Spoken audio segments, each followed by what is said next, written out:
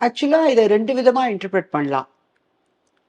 For example, நம்ம வந்து நறுமுகையே நரரரர, டரரரரரரரரர அப்படின்னு ஒரு பாட்டை கேட்குறோம்.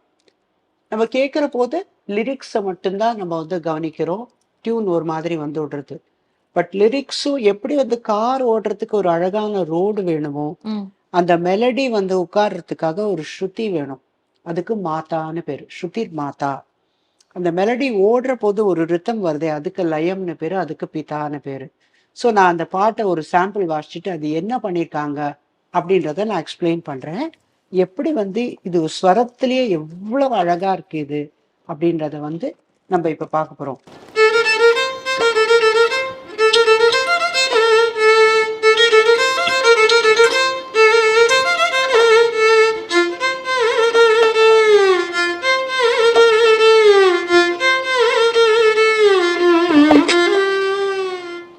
ஸோ இதை டிரான்ஸ்லேட் கம கம ப ம கம கம ப